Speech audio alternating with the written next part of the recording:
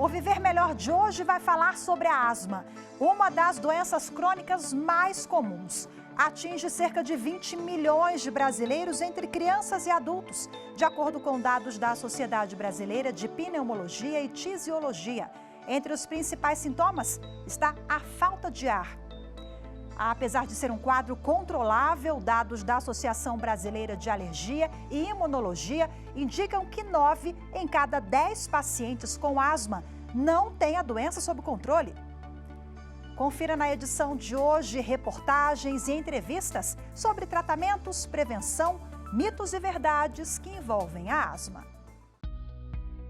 A respiração é uma ação básica do ser humano. Ocorre espontaneamente, sem que a gente perceba ou pense a respeito. No entanto, esse ato tão natural pode muitas vezes ser complexo para quem tem asma.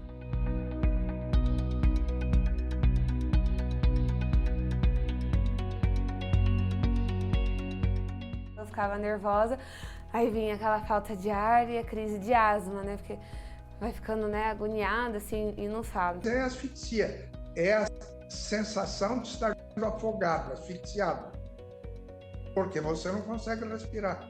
Paloma, de 30 anos, e Maurício, de 80, sofreram com asma na infância. Sensações parecidas, mas histórias que tiveram rumos diferentes graças ao avanço da ciência. Paloma tem uma mini farmácia em casa. São corticoides, xaropes, inaladores que controlam e evitam a crise de asma e bronquite. Eles não são mais usados diariamente. A doença está controlada, mas a advogada faz questão de mantê-los por perto. Então eu carrego a bombinha comigo, então é um item obrigatório na minha bolsa. Tinha uma fase que eu tinha bombinha na minha casa, na casa da minha mãe, no trabalho, porque a gente não sabe quando vai ter uma crise. O medo e a precaução são porque Paloma já precisou ser hospitalizada por complicações da doença algumas vezes. Em uma delas, chegou a perder a consciência. Foi uma situação que eu estava sem bombinha e a gente morava no interior mesmo, assim, longe, né, da cidade.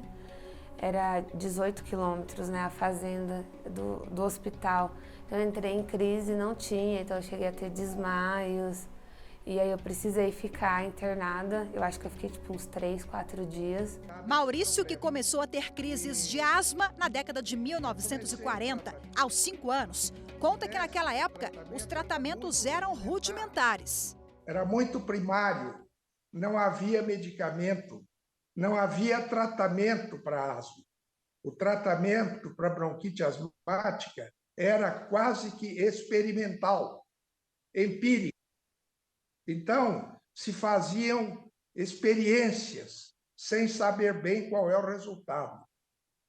Coisa que nos dias de hoje isso é inadmissível. Segundo o desembargador aposentado, ele se submetia a um tratamento que usava fumaça, algo altamente nocivo para o asmático. E naquela época, imagine você, havia um tratamento que era jogar um pozinho em cima de uma brasa para provocar a fumaça, para você inalar a fumaça, para provocar uma irritação nas narinas, para provocar uma crise de espirro, para você poder renovar o ar dos pulmões, porque os brônquios estavam inflamados. Portanto, você vê que eu sou um sobrevivente da asma, da bronquite asmática. A estratégia, além de impedir a oxigenação dos pulmões, sobrecarregava um órgão vital do nosso corpo. O grande prejudicado em tudo isso, o que é mais grave ainda,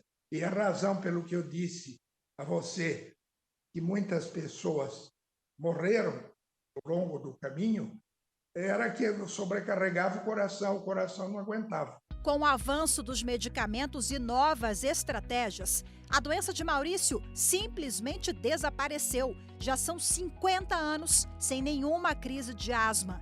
Mas isso com bons hábitos, prevenção, boa alimentação e atividade física. Além de correr 5 quilômetros todos os dias, Maurício exercita a função respiratória com esse aparelho, que é conhecido como Respiron, e mostra mais fôlego que muito jovem por aí.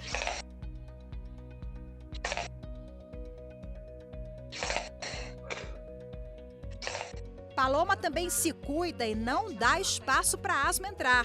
Eu me alimento bem, então assim, eu não como coisas industrializadas, fast foods, refrigerantes, nada disso. Faço pilates, eu pedalo, aí eu faço tecido acrobático, né? A mensagem que eu quero deixar é que as coisas mudaram muito. Eles, portadores de bronquite asmática, devem ter esperanças justificadas e reforçadas de que em pouco tempo nós teremos um tratamento muito eficiente com relação a isso. Já está a caminho, penso eu. Bom, e agora para falar mais sobre a asma, entender as causas e consequências da doença, eu converso no Viver Melhor de hoje com a pneumologista e membro integrante da Comissão Científica de Asma da Sociedade Brasileira de Pneumologia e Tisiologia, SBPT, doutora Daniela Cavalete Blanco, e com o médico pneumologista e diretor executivo de atividades do interior da Associação Brasileira de Asmáticos, doutor José Luiz Yunes Filho. Sejam muito bem-vindos em primeiro lugar. Obrigada pela participação de vocês. Vou começar com a doutora Daniela. Doutora Daniela, explica para a gente o que é a asma, quais são as características dessa doença. Perfeito. Olá, obrigada pelo convite, Rafael. Um prazer estar aqui com vocês. E a definição de asma é uma doença pulmonar, respiratória crônica.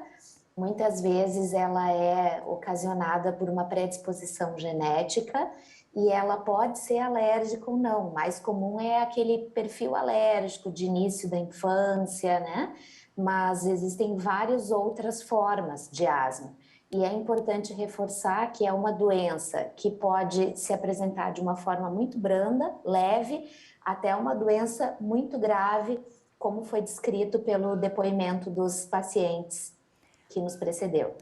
Doutor Yunes, a pessoa nasce com asma ou a doença vai se desenvolvendo ao longo da vida ou depende? Cada caso é um caso. Também quero agradecer aí a oportunidade de estar podendo participar. A asma é uma doença genética, né? A pessoa já nasce com essa expressão do seu gene e ela pode manifestar, desenvolver os sintomas ao longo da vida. Normalmente, muitos pacientes já começam a manifestar os sintomas e a abertura da asma na infância. Mas tem alguns pacientes que podem ter o seu primeiro sintoma, sua primeira manifestação, às vezes na fase adulta. Então, a asma, ela tem vários perfis diferentes de espectros de manifestações clínicas. É uma doença muito diversificada. Ela pode, então, ter essas características. Doutora Daniela, a doença tem cura? Agora há pouco, na reportagem que nós exibimos, o personagem diz, olha, eu estou curado, já sarei, já estou há muitos anos sem ter nenhuma crise, ou a doença está controlada, mas ela continua existindo? Exatamente isso, a doença está controlada, mas continua existindo. O termo que a gente usa é estar em remissão. Esse é um termo que tem sido utilizado hoje em dia, principalmente com o avanço e a oportunidade da utilização de vários novos medicamentos que mantêm a doença sob controle durante muitos anos. Cura, a gente ainda não pode falar no momento. Doutor Yunes, quais são os principais sintomas? Eu citei agora no início a asfixia, a falta de ar, né? É muito comum. Agora, quais são os gatilhos de que a doença está chegando, é preciso cuidar e acender ali o sinal amarelo? Um sintoma muito comum no paciente asmático é a tosse. Tosse crônica, tosse recorrente. É muito frequente esse sintoma. Muitos pacientes manifestam a doença apenas com tosse. E geralmente a tosse da asma, ela tem uma característica mais noturna. E muitas vezes atrapalha, interfere na qualidade do sono. O paciente às vezes desperta à noite, ou por tosse, ou por algum desconforto respiratório. Limitações para executar algumas atividades, principalmente atividade física, também é muito comum nos pacientes, trazendo desconforto torácico, a sensação de opressão, aperto e chiado no peito. É um sintoma também bastante comum no paciente que tem asma. Tem alguns gatilhos que pode desencadear Por exemplo, exposição de alguma fumaça, poeira, uso de alguns medicamentos, por exemplo, anti-inflamatórios não hormonais, beta-bloqueadores, infecções, né, infecções virais, principalmente, podem desencadear os sintomas e o processo inflamatório da asma. Doutora Daniela, é uma doença subnotificada? Porque o diagnóstico, às vezes, acaba confundindo. Às vezes, a pessoa diz que tem bronquite, mas, na verdade, tem asma, confunde. Então, para a gente entender, vamos começar sobre a diferença. O que é uma coisa, o que é outra? Explica para a gente, doutora. Então, era um termo mais utilizado realmente no passado, né? Para os pacientes que tinham aquele quadro de asma mais leve, se chamava, assim, principalmente entre os leigos, de bronquite, isso, né? E isso, até certo ponto, tem um fundamento, porque a bronquite, uma inflamação nos brônquios, é parte do processo da asma, mas a asma é mais do que isso. Então, a gente realmente chama de asma, o termo correto é esse. Doutor Yunis, a asma pode matar? A asma mata 6 pessoas por dia, em média. Nossa! Todos os dias. Então, a asma é uma doença que, infelizmente, ainda provoca mortes no nosso país e no mundo todo. É uma doença, como foi passado pela doutora Daniela, subnotificada, muitas vezes subdiagnosticada e muitas vezes não tratada, e como foi colocado no início da matéria, é uma doença que não é muito bem controlada. Poucos pacientes asmáticos estão controlados. Então, esses pacientes estão sujeitos a terem crises. E essas crises podem levar o paciente a uma situação mais grave, às vezes até de um quadro de insuficiência respiratória e morte. Doutora Daniela, acho que falta, então, informação, né? Porque eu não sei se essa informação fosse divulgada amplamente, a gente como sociedade, como meios de comunicação, dar mais publicidade, porque acho que as pessoas não têm muita noção da gravidade da asma, né? Certamente. É uma doença que, às vezes, ela passa subvalorizada pelo próprio paciente. O paciente acha que tem o controle com a medicação broncodilatadora, que quando ele tiver uma crise vai ficar tudo bem, mas realmente, se o paciente tem crises muito graves, muito fechadas, e ele está naquele perfil de paciente com a doença mais avançada, o risco é muito grande, e é uma morte, é uma doença completamente prevenível, ser tratada com a medicação certa, e se o paciente entender que ele tem que ter o tempo todo acesso à medicação que tira ele da crise e que controla a doença dele. A seguir, a gente vai conversar mais sobre tratamentos, medicação e outros assuntos que envolvem a asma. Eu vou pedir licença para os senhores agora, a gente vai partir para o intervalo rapidinho e já volta o papo, viu? Viver Melhor faz uma breve pausa e volta já com o quadro Mitos e Verdades sobre a asma. Tem também avanços. Você vai ver que uma pesquisa revela que os asmáticos têm maior risco de desenvolver pressão alta e doença cardíaca. Os detalhes a seguir.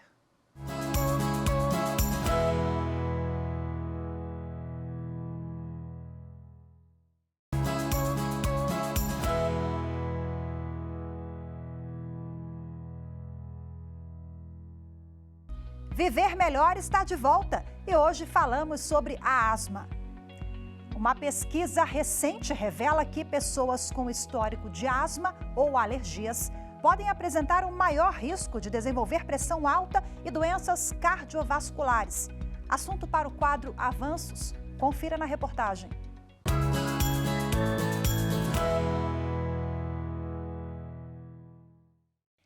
O estudo publicado numa revista científica americana foi feito por especialistas em cardiologia, pneumologia e ciência básica do Brigham Women's Hospital, de Boston, Massachusetts.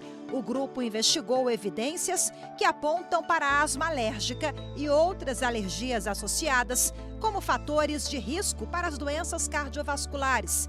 A pesquisa indica que os medicamentos administrados para tratar a asma também podem influenciar o risco para essas doenças.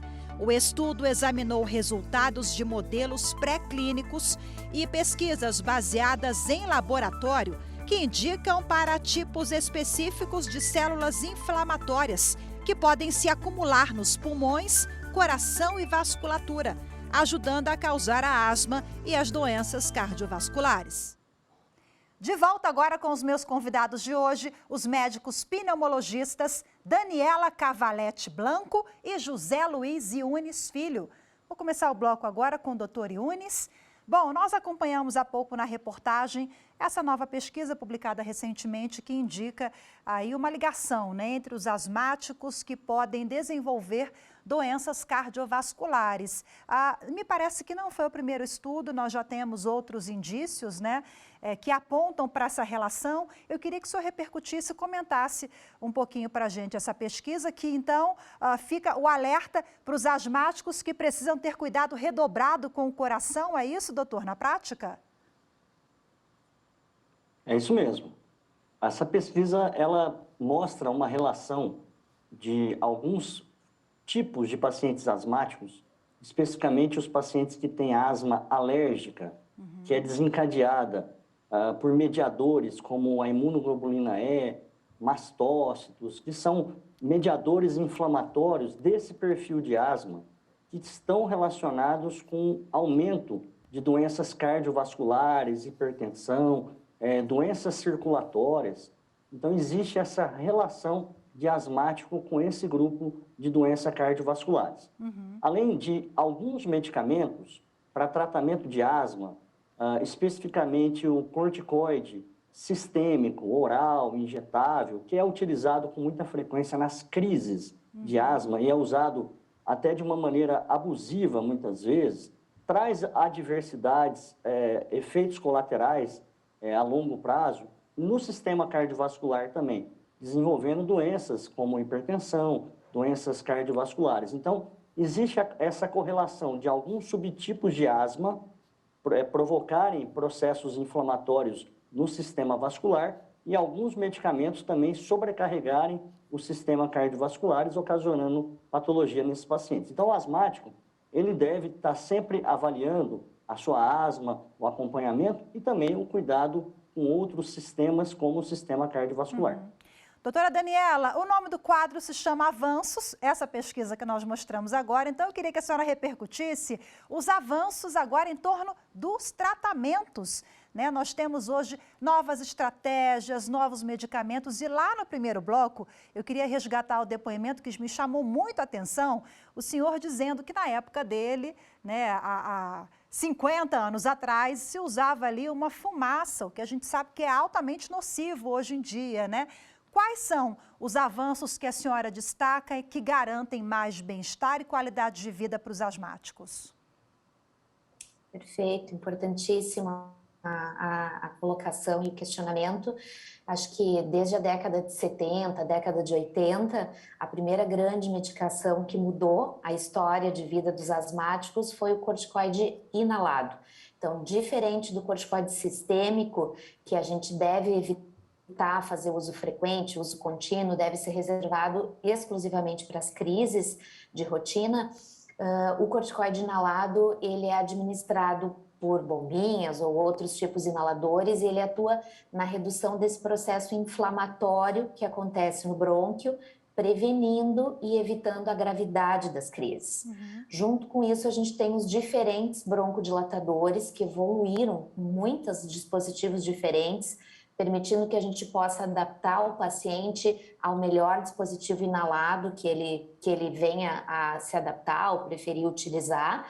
E hoje em dia a recomendação é que o broncodilatador seja sempre utilizado juntamente com o corticoide inalado, que ao mesmo tempo que ele alivia o sintoma do paciente, ele evita que o paciente entre em crise e aumente o processo inflamatório. Além dos corticoides inalados e dos diferentes broncodilatadores, a gente tem uma gama hoje de medicações que são utilizadas para tratar os asmáticos graves, que são os imunobiológicos. Então, são medicações que permitem, mesmo que aquele paciente que antigamente tinha crises muito intensas, hoje em dia tem uma excelente qualidade de vida e consiga ter um controle muito bom da sua doença. Bom, vou pegar o gancho agora que a senhora falou, né, dessas inovações, dos novos medicamentos. A bombinha, a gente já falou bastante dela aqui. A bombinha, que é aquele medicamento na forma inalatória oral, né, ela é muito associada, a bombinha, a problemas cardiovasculares. Doutor Yunis já adiantou para a gente aqui também até um possível problema no coração. Isso é mito ou é verdade mesmo, doutor? E vai ali na forma como ela é usada, porque o senhor citou agora abuso, né? Que ela é usada de forma descontrolada. Então, eu queria cravar aqui com o senhor, se isso é mito ou se é verdade. Vou aproveitar para chamar o nosso quadro Mitos e Verdades, que começa agora, bate-bola sobre aquelas principais questões que a gente escuta por aí. Começo com essa história da bombinha. Por favor, doutor Yunis. Ó, esse é um grande mito que a gente tem na asma, tá? Então, assim, a bombinha, ela contém um medicamento, principalmente para tratamento da asma, com corticoide inalatório, como a doutora Daniela disse. E esse medicamento é um medicamento muito seguro para o sistema cardiovascular. Existem alguns medicamentos que também são inalatórios, que são à base de broncodilatadores de curta duração, que são utilizados muitas vezes para tratamento de resgate, de alívio desses pacientes. Esses medicamentos, se utilizados de maneira abusiva, eles podem trazer algum grau de comprometimento da frequência cardíaca, do ritmo cardíaco e trazer algum prejuízo para o paciente. Mas cada vez mais a gente vem orientando os pacientes e o embasamento da própria diretriz também vem orientando que os pacientes utilizem o tratamento de manutenção corticoide inalatório para evitar o uso isolado do medicamento broncodilatador de curta duração, né? E assim evitando as adversidades que essa medicação poderia causar e os riscos, porque o paciente que usa somente o broncodilatador de curta duração como uma tentativa de tratar a asma, que não é um tratamento, ele aumenta o risco de ter crises e o risco de mortalidade. Ok, agora, doutora Daniela, vamos lá. É verdade que a asma ela tem uma maior incidência em meninos? Isso é mito ou, de fato, é verdade? A asma, ela tem diferentes incidências ao longo da vida dos pacientes, né? Então, em diferentes faixas etárias vai existir uma proporção diferente. Na primeira infância, isso pode ser verdade, que ela é mais prevalente em meninos, mas logo depois a proporção se inverte. Na população de adolescentes e adultos é o inverso, em mulheres é mais prevalente. Então vamos cravar aqui com depende, né? Depende da faixa etária, depende ali do momento de vida da pessoa. Doutor Yunis, vamos lá, os asmáticos não podem conviver com animais de estimação. Gatos, por exemplo, que soltam muito pelo. Olha, os gatos são proibidos nas casas dos asmáticos. Isso é mito ou é verdade? Ó, na grande maioria das vezes, isso é um mito, tá? Porque o paciente controlado, o paciente tratado, tendo a sua doença sob controle, o paciente tem condição de ter um pet, um cachorro, um gato, né? Existem alguns pacientes que eles têm uma hipersensibilidade, às vezes, ao gato, ao pelo de animal, e pode trazer algum prejuízo. Mas a gente faz um tratamento e controla o paciente e ele consegue conviver normalmente com esse tipo de animal. Porque a gente cresce ouvindo isso, né? Olha, asmáticos não podem conviver com animais e a gente ama os animais. Eu fico morrendo de dó de quem quer ter animal e não pode porque tem asma. O doutor já cravou aqui, ó, que dá para ter animal sim, cuidando direitinho, cuidando da sua saúde, da asma, com visitas frequentes aos especialistas, né? Doutora Daniela, vamos lá. A asma, ela tem ligação com o fator emocional? Isso é mesmo verdade? Ela pode ser desencadeada ali, uma crise, por um estresse? Ou isso é mito, não é bem assim?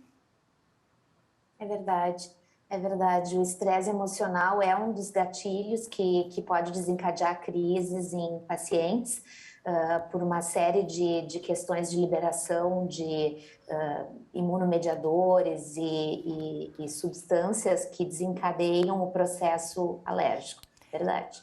Doutor Yunis, o cigarro piora a condição dos asmáticos. Essa é verdade também?